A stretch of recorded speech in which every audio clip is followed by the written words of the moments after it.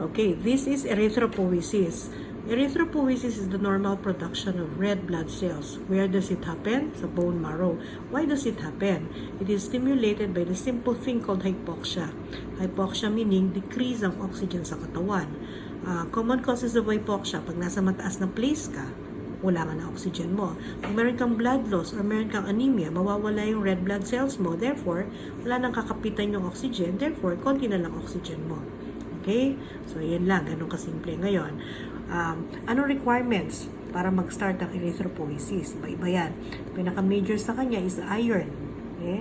Kailangan may iron ka. Ngayon, saan nakukuha ang iron? Siyempre sa diet, di ba? Makain tayo. Now, papasok na yung iron mo. Kinain mo na siya in whatever form. Gulay or capsule, papasok na yung iron mo. Papasok sa stomach, lalagpas sa stomach. Dito sa first part ng intestine called duodenum, dito yung iron na pumasok sa iyo, which is in the form of +3, magiging F2 na lang siya. But iron pa rin siya. No? And immediately, from here, papasok na siya dito sa mga cells. Ito yung mga lining cells ng iyong duodenum. So, part pa rin nga ng stomach mo. No? Papasok ngayon yung iron dito sa lining cells. Ngayon, pagpasok niya, immediately magbabind siya dito sa isang structure called apoferritin. Okay. Bakit magbabind siya doon? Kasi iron, technically, is toxic talaga yan sa katawan. Hindi siya pwedeng nag-iisa. Pagka free lang siya ang tawag sa kanya, parang free radical, gano'n. Isa siyang form ng free radical. Ibig sabihin nun, free siya, pwede siyang makipag-bind sa kung ano mang mahanap niyang substances dyan. At hindi siya masyadong healthy sa katawan. So, hanggat maaari, huwag siya makikipag-bind fully sa mga ibang substances. Therefore, pagpasok niya dito, inabsorb ka agad siya ng intestine, nag-bind ka agad siya sa apoferritin. Okay? So, pwede na siyang magtagal dito sa loob kasi bound na siya sa apoferritin. Okay? Ngayon, pag nagsama na yung iron tsaka apoferritin, ang tawag na sa kanya is ferritin.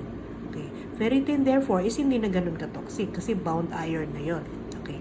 Ngayon, habang nasa ferritin state siya, nagta-travel siya across dito, pagdating sa dulo, i-release niya ngayon yung mga iron ulit para pumunta na dito. Okay, so nandito na yung mga iron mo. Yan. Ngayon, pag nandito na siya, di ba sabi natin hindi siya pwedeng free form. Magbabind na naman siya kaagad. Magbabind siya sa tinatawag na transferrin. So, pwede siyang magtagal ng medyo matagal dito kasi bound state na siya. Okay? Ngayon, balik tayo dito ha, yung mga ferritin na nandito, hindi lahat sila nag-release ng iron. Kasi hindi naman po pwedeng sabay-sabay sila magre-release ng iron doon. Magkakaproblema. So, yung iba, marirelease ang iron doon. But yung ibang ferritin, magsistay dito sa cells. Magdidikit-dikit silang ganyan. Mabind sila together. So, ibig sabihin, hindi na sila free radical. Magkakadikit na sila. Pag magkakadikit na silang ganyan, ang tawag na sa kanila is hemosiderin.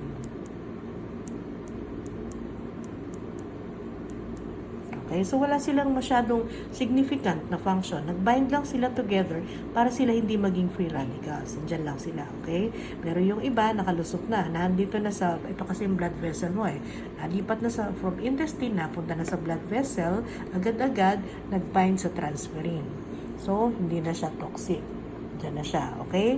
Ano naman yung transferrin? Yung transferrin naman, yung protein na nakabind sa iron, siya yung magdadala sa iron kung saan siya kailangan. Ang tanong, saan ba siya kailangan? Dadalhin siya doon sa bone marrow. Kasi doon siya magsa-start gumawa ng red blood cells. Okay? So, meanwhile, nandito na siya. Andiyan na isang component na kailangan natin para doon sa ating erythropoiesis. Okay. Now, second, ano pa ba ibang kailangan natin? Kailangan din natin ng tinatawag na vitamin B12 and folic acid. Mga vitamins ito na very important. Ano naman ang significance niyan? Okay. Unahin natin folic acid. Galing sa diet mo, in the form of food or in the form of tablets, vitamins, pupunta ang folic acid mo. Dito rin siya i-absorb sa part na ito. Okay? I-absorb siya. Simpleng i-absorb ng lining, epithelium ng iyong intestine, tapos tatagos na siya dito sa blood. Okay, so meron ka ng folic acid sa blood. Okay, nakukumpleto na yung mga requirements mo. Okay, meron pang isa, yung vitamin B12. Okay, paano naman yung vitamin B12? Medyo maarte yung vitamin B12 kasi hindi siya basta-basta maa-absorb nito. So, ang gagawin nito, yung vitamin B12, dito pa lang sa stomach, mag-vault in na siya sa mga cells ng stomach. Mga cells ng stomach, kung tawagin, parietal cells. Okay? Ngayon, sa loob ng parietal cell, merong tinatawag na intrinsic factor. Okay? Yung vitamin B12 mo na papasok, dito siya magbabind sa intrinsic factor. Okay? Tapos, magkasama na sila. Vitamin B12 plus intrinsic factor. Travel na sila. Sila naman ma-absorb dito sa part ng intestine na medyo malayo na kung tawagin ay ileum. Layo na yan. Bandang dulo na yan. So, malapit na nga sa sa large intestine. Okay. So, dito, nakarating na dito yung combination mo ng intrinsic factor at saka ng vitamin B12. Okay. Ngayon, freely na silang makaka-travel. Okay? Tapos, yung ito kasi, yung vitamin B12 kasi hindi siya basta-basta makakapasok dyan. So, ita-travel siya ng intrinsic factor pag ganito. Pagdating dito, i-release na yung vitamin B12. So, meron ka ng vitamin B12. Ano mangyayari sa intrinsic factor? Babalik siya dito. Pupunta ulit siya dito. Mag-aabang ulit siya ng ibang vitamin B12 na parating. Okay. So, meron ka ng iron, folic acid, vitamin B12 na kakailanganin mo for the production ng red blood cells mo. Okay. Ano pa ba yung iba na kailangan natin?